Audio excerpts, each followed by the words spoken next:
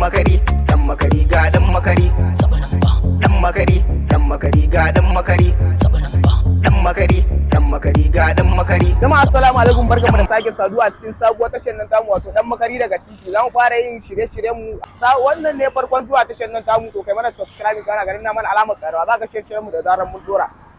Yawwa yanzu kamar kai ne ka je zance wajen budurwanka, kaga zance sai kanin ta zai fito zai samu hannu a ciki zai dauka ma naira 10,000. Ya zaran ma 10,000 bin sa zaka yi da gudu kai kamo shi ka karbi kudin ka ko kuma kyale da zaka ci gaba da sayayya. Na ba wannan magana, ai dole sai na karbo kudin na kafin ci gaba da sayayya. Kuma ita na ganin ka ko ba san gaskiya kake.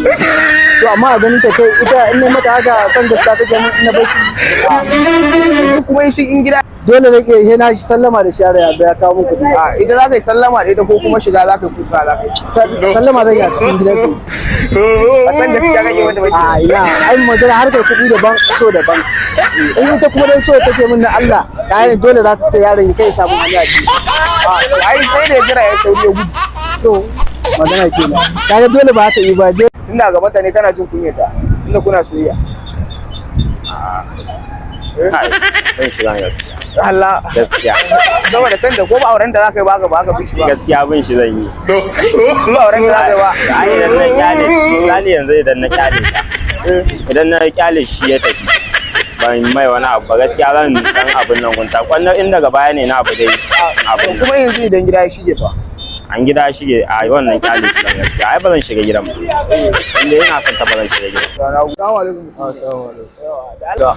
Kamar yanzu kai ne ka je zance wajen budurwa, dama kana da wata 5,000 a jikinka, kawai sai kanin ke zai daukan ma din sa ya ko kuma tsaya za ka yi kana wani wallahi no wanda ni ne da kai da za ka ji ina cin last card a jikina sai na bi shi.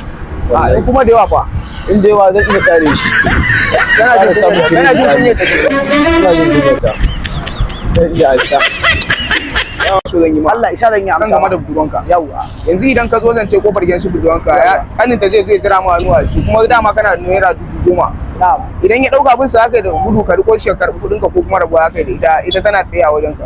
Ana ran da Allah ko Ferrari ba za ta ga mun gudu ba akan 10,000. To idan gida shige yanzu kuwa fa Allah yana je ne sallama da shi ya fito ya bani ka. Ai ba za ka sa sai sallama ko kuma ga za ka yi sallama. Ni da kaina zan shiga mun sallama. Ai ko akwai matsala. Sallama. Iyayen da kuma ba ka ji kunya iyayen Su kansu in bani da kuɗi ba za su bani ita ba. yasa ai ba kamar ba san gaskiya kai. A'a, ai so daban, kuɗi daban. Ita kanta tana da kuɗin ba, in ban da kuɗin ba da yake saurare ni. Wallahi sai na mishi a ciki har ɗakin ba wasu malam biyu. Wa dalili ne da kai da zaka bi Saboda gaskiya dama ba san da nake tsakanin da Allah ba aure zan ba. Idan ba san mun je ta sai na mishi a ɗakin ba wasu ya bani. a yan kuma guduwa ya fa. In gudu ai sai da Allah ta shiga ta karɓar mun kuna ta kawo mu shi ne gaskiya ko ba. Salamu alaikum. Wajen budurwarka dama ko ta 5,000 a cikin ka kai sai kanin ke zai daukan ma abin sa zaka ko kuma rabuwa zaka yi.